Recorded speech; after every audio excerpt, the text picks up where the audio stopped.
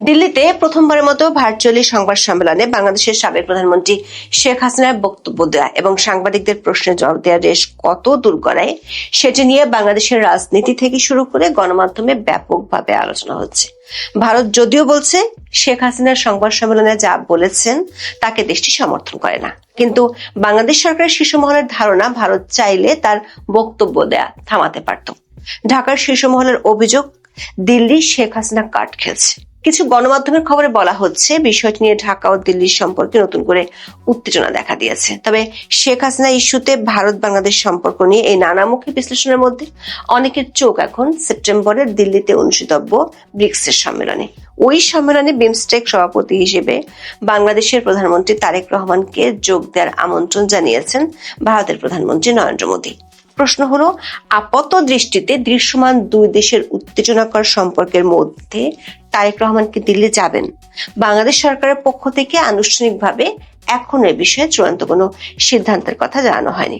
বাংলাদেশের কিছু গণমাধ্যমের খবর অবশ্য শেখ হাসিনার সংবাদ সম্মেলনে বক্তব্য দেওয়ার পর বলা হচ্ছে তারেক রহমানের ভারত সফরে যাওয়ার সম্ভাবনা বেশ কমে এসেছে। তবে সরকারের শীর্ষ কয়েকটি সূত্র বলছে তারেক রহমান 12 সেপ্টেম্বর দিল্লি যেতে পারেন এবং তার যাওয়ার সম্ভাবনাটাই বেশি। সরকারের সূত্রগুলো বলছে শেখ হাসিনার সংবাদ সম্মেলন যেভাবে আন্তর্জাতিক মিডিয়াতে কভারেজ পেয়েছে তাতে ইস্যুটির ভবিষ্যৎ পরিণতি ঠিক করতে হলেও দেশ দুটির সর্বোচ্চ পর্যায়ের মধ্যে সমঝোতা জরুরি হয়ে পড়েছে। আর সেজন্যই তারেক রহমানের দিল্লি যাওয়ার সম্ভাবনা বাড়ছে। তবে সে সম্ভাবনা নির্ভর করছে কিছু যদি ও কিন্তু শর্তের উপর। 24 আগস্টের রাজনৈতিক পট পরিবর্তনের পর ঢাকা ও দিল্লির সম্পর্কের হিসেব পুরোপুরি বদলে গিয়েছিল। অন্তর্বর্তী সরকার আমলে মোহাম্মদ ইউনূসের মিত্ররা ঢাকা না দিল্লির স্লোগানে মাঠ মাতালেও ইউনূসের চেষ্টা ছিল দিল্লির সাথে সম্পর্কটা ঠিক করার। শেষ পর্যন্ত সেটি আর হয়নি। বাংলাদেশ ও ভারত দুই দেশের রাজনৈতিক মহলে জনশ্রুতি আছে, আওয়ামী লীগের অবর্তমানে ভারত সরকার চেয়েছিল বাংলাদেশের ত্রয়োদশ জাতীয় সংসদ নির্বাচনে যেন বিএনপি জেতে। তারেক রহমান ক্ষমতায় আসার আগে থেকেই ভারত সরকারের সাথে বিএনপির সম্পর্ক ভালো করার একটা চেষ্টাও দেখা গিয়েছিল। বাংলাদেশের সাবেক প্রধানমন্ত্রী ও বিএনপি চেয়ারপারসন খালেদা জিয়ার মৃত্যুতে গত বছরের 31 ডিসেম্বর ঢাকায় আসেন ভারতের পররাষ্ট্রমন্ত্রী ডক্টর এস জয়শঙ্কর। চলতি বছরের 26 জানুয়ারি খালেদা জিয়ার মৃত্যুতে ভারতের সংসদে শোক প্রকাশ করা হয়েছিল। গত 17 ফেব্রুয়ারি বিএনপি সরকারের শপথ গ্রহণ অনুষ্ঠানে অংশ নিতে এসে ভারতের লোকসভার স্পিকার ওম বিরলা দেশটির প্রধানমন্ত্রীর আমন্ত্রণ পত্র তারেক রহমানের হাতে তুলে দেন। তবে তারেক রহমান তার প্রথম এবং এখনো পর্যন্ত একমাত্র বিদেশ সফরটিতে মালয়েশিয়া হয়ে চীন গিয়েছেন। ভারতের হাই কমিশনার দীনেশ ত্রিবেদী দায়িত্ব নেওয়ার শুরুতে বাংলাদেশের জন্য সব ধরনের ভিসার উপর বাধা সরিয়ে দেন। অন্যদিকে ইউনূস সরকারের মতো বিএনপি সরকার আমলেও ভারতের সাথে বাংলাদেশের বাণিজ্যিক সম্পর্কটা ঠিকঠাকই চলত। বাংলাদেশের সংকটের সময় ভারত থেকে অতিরিক্ত ডিজেল আসছে খাদ্য সামগ্রীও, এমনকি ভারত থেকে বাংলাদেশ সেনাবাহিনীর জন্য টিয়ার শেলও আসছে। এই সব কিছুকে ছাপিয়ে দেশ দুটির মধ্যকার সম্পর্কের উত্তেজনার পারদ ওঠানামা করছে বাংলাদেশের সাবেক প্রধানমন্ত্রী শেখ হাসিনাকে ঘিরে। বাংলাদেশ সরকার আনুষ্ঠানিক আপত্তি সত্ত্বেও বাংলাদেশের সাবেক প্রধানমন্ত্রী শেখ হাসিনা দিল্লিতে গত 5 আগস্ট সংবাদ সম্মেলনে ভার্চুয়ালি অংশ নিয়েছেন এবং সেখানে তিনি বক্তব্য ও সাংবাদিকদের বেশ কয়েকটি প্রশ্নের উত্তর দিয়েছেন।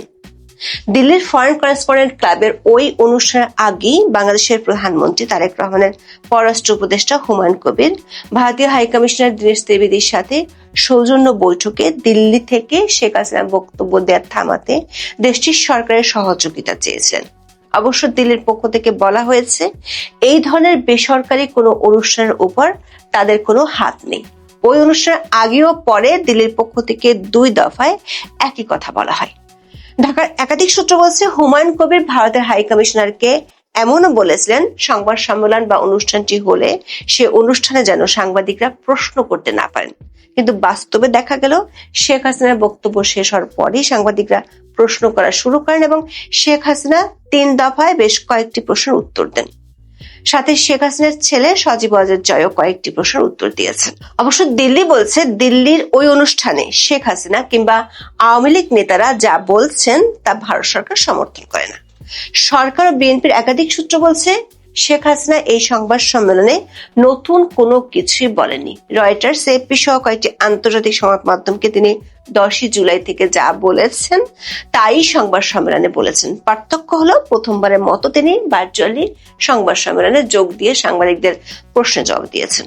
সূত্রগুলো বলছে, শেখ হাসিনার এই সাক্ষাৎকার আন্তর্জাতিক মিডিয়াগুলো সরাসরি সম্প্রচার করতে পারে এমন ধারণা বাংলাদেশ সরকারের মধ্যে ছিল না। আবার শেখ হাসিনার বক্তব্য প্রচারে আন্তর্জাতিক মিডিয়াগুলোর এতটা আগ্রহ থাকায় বিষয়টি সরকারকে ভাবিয়ে তুলছে, যে কারণে তড়িঘড়ি করে বাংলাদেশের পররাষ্ট্র মন্ত্রণালয় থেকে একটি প্রেস রিলিজ দেওয়া হয়, যেটি 27 মিনিটের মধ্যে 9 বার সংশোধন করতেও দেখা গেছে। ভারত সরকার যদিও বলছে বেসরকারি অনুষ্ঠানের উপর হস্তক্ষেপ তারা করতে পারে না। বিএনপি শীর্ষ নেতারা মনে করেন ভারত সরকার চাইলে এই সংবাদ সম্মেলনে শেখ হাসিনার বক্তব্য দেয়া এবং প্রশ্নোত্তরে তার অংশ নেওয়া থামাতে পারতেন। বিএনপির স্থায়ী কমিটির সদস্য বাংলাদেশের স্বরাষ্ট্রমন্ত্রী সালাউদ্দিন আহমেদ বিবিসি বাংলাকে বলেছেন, শেখ হাসিনাকে ভারত সরকার গণমাধ্যমে কথা বলার সুযোগ কেন দিল, এটি তাদের প্রশ্ন। 8ই আগস্ট স্বরাষ্ট্রমন্ত্রী অভিযোগ করেছেন, ভারত একদিকে হাসিনা কার্ড খেলছে, অন্যদিকে বাংলাদেশের সাথে বন্ধুত্ব রাখতে চাইছে, বিষয়টি বিপরীতমুখী। অন্যদিকে ভারতীয় বিশ্লেষক এবং সাবেক কূটনীতিকরা বাংলাদেশের পররাষ্ট্র মন্ত্রণালয়ের বিবৃতিটিকে দেখছেন কূটনৈতিক ভাষা বিবর্জিত হিসেবে। তবে এই বিবৃতি নিয়ে ভারতের পক্ষ থেকে কোনো বক্তব্য আসেনি। এর মধ্যে শেখ হাসিনার ওই সংবাদ সম্মেলনের আগেই ভারতের প্রধানমন্ত্রী নরেন্দ্র মোদী বাংলাদেশের প্রধানমন্ত্রী তারেক রহমানকে সেপ্টেম্বরে দিল্লিতে অনুষ্ঠিতব্য 18তম ব্রিক্স শীর্ষ সম্মেলনে যোগ দেওয়ার জন্য আমন্ত্রণ পাঠিয়েছেন। বাংলাদেশ সরকারের পক্ষ থেকে এই সম্মেলনে তারেক রহমান যোগ দিবেন কিনা সে সম্পর্কে চূড়ান্ত কোনো সিদ্ধান্ত জানায়নি। বাংলাদেশের কয়েকটি সংবাদ মাধ্যম বলছে, ওই অনুষ্ঠানে তিনি যাবেন কিনা তা নিয়ে দেশটির সরকার এখনো সিদ্ধান্ত নেয়নি। সূত্রগুলো বলছে, বিমস্টেকের বর্তমান চেয়ার এবং ব্রিক্সের সদস্য হতে আগ্রহী বাংলাদেশের জন্য আমন্ত্রণটি গুরুত্বপূর্ণ। আউটরিচ অধিবেশনে অংশ নেওয়ার পাশাপাশি ভারতের প্রধানমন্ত্রী নরেন্দ্র মোদীর সঙ্গে তার প্রথমবারের মতো সাক্ষাতের সুযোগ হতো ওই বৈঠকে। পাশাপাশি চীনের প্রেসিডেন্ট শি জিনপিং ও রাশিয়ার প্রেসিডেন্ট ভ্লাদিমির পুতিন সহ অন্যান্য দেশের শীর্ষ নেতাদের সঙ্গে আলোচনার সুযোগ হতো। তবে ঢাকার কয়েকটি সংবাদ মাধ্যমের খবরে বলা হয়েছে, গত বুধবার দিল্লিতে শেখ হাসিনার সাংবাদিকদের সঙ্গে মতবিনিময় ব্রিক্সে বাংলাদেশের প্রধানমন্ত্রীর অংশগ্রহণকে আরো বেশি অনিশ্চিত করে তুলেছে। তবে ঢাকা ও দিল্লির কূটনৈতিক সূত্রগুলো থেকে ভিন্ন ইঙ্গিত পাওয়া যাচ্ছে। দিল্লির সূত্রগুলো বলছে, বাংলাদেশের প্রবল আপত্তি উপেক্ষা করে শেখ হাসিনাকে সংবাদ সম্মেলন করতে দিয়ে দিল্লি ঢাকাকে বোঝাতে চেয়েছে যে বাংলাদেশের সঙ্গে সম্পর্ক উন্নয়নে তারা আগ্রহী, তবে সেটি শেখ হাসিনাকে বিসর্জন দিয়ে নয়। তাছাড়া বাংলাদেশের নির্বাচনের আগে থেকে ভারত সরকার যে অন্তর্ভুক্তিমূলক রাজনীতির পক্ষে ছিল সেটি বিএনপির হাইকমান্ড জানে, কিন্তু ক্ষমতায় গিয়ে সে বিষয়টি থেকে বিএনপি দূরে সরে গেছে। অন্যদিকে ঢাকার সূত্রগুলো বলছে, বাংলাদেশের প্রতিক্রিয়া দেওয়া হয়েছে একটা সাধারণ প্রেস রিলিজের মাধ্যমে। ভারতের হাই কমিশনারকে তলব করে কোনো কূটনৈতিক নোটের মাধ্যমে কোনো প্রতিক্রিয়া জানানো হয়নি। প্রেস রিলিজ মূলত বাংলাদেশের সংবাদ মাধ্যমগুলোর জন্য দেওয়া হয়েছে। আন্তর্জাতিক মিডিয়াতে শেখ হাসিনার বক্তব্য যে ব্যাপক কভারেজ পাচ্ছিল সেটা কাউন্টার করার জন্যই এ ধরনের বিবৃতির প্রয়োজন ছিল, এবং সেখান থেকে দিল্লিও যে ঢাকার মনোভাব আজ করতে পারে তা নিয়ে সন্দেহ নেই। সরকার একজন প্রভাবশালী মন্ত্রী মনে করেন, দৃশ্যমান যা দেখা যাচ্ছে সেটির বাইরেও কূটনীতিতে অনেক কিছু ঘটছে। ভারতীয় হাইকমিশনার দীনেশ ত্রিবেদীকে সাক্ষাতের জন্য তারেক রহমান সময় দিয়েছেন। আগামী 10ই আগস্ট তাদের বৈঠক হওয়ার কথা রয়েছে। বাংলাদেশ সরকার একটি পক্ষ যদিও চীন সফর আগে থেকে তারেক রহমানের ভারত সফরে যাওয়ার বিরোধিতা করে আসছে। ওই পক্ষটির বিরোধিতা সত্ত্বেও প্রধানমন্ত্রীর কার্যালয়ে ব্রিক্স সম্মেলনে যোগ দেওয়ার কথাই ভাবছে।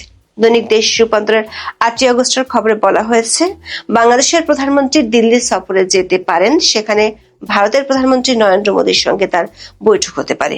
বৈঠকে সীমান্ত নিরাপত্তা, তিস্তা সহ যৌথ নদীর পানি বন্টন, বাণিজ্যিক বাধা দূরীকরণ এবং বিদ্যুৎ ও জ্বালানি খাতে সহযোগিতার জোরদারের বিষয়গুলো নিয়ে ভারতের প্রধানমন্ত্রী নরেন্দ্র মোদীর সঙ্গে আলোচনা হতে পারে। সরকার একটি সূত্র বলছে, শেখ হাসিনার ভাষণ পরবর্তী পটভূমিতে একটি বিষয় পরিষ্কার, ভারত ও বাংলাদেশের মধ্যকার সমস্যাগুলো সচিব বা মন্ত্রী পর্যায়ের কোনো বৈঠকে সমাধান আসবে না।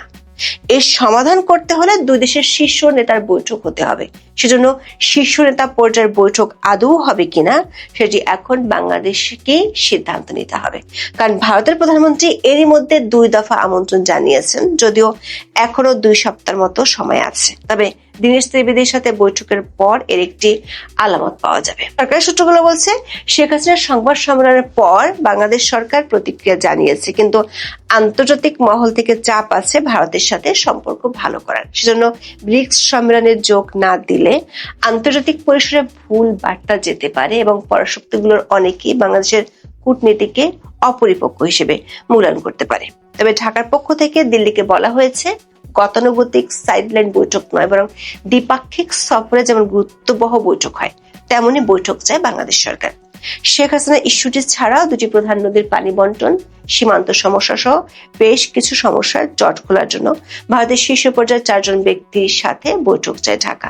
সেটির পক্ষে গ্রিন সিগন্যাল পেলে ঢাকা ও দিল্লির মধ্যকার উত্তেজনার সম্পর্কের গতিপথ পরিবর্তনের সুযোগ আসতে পারে।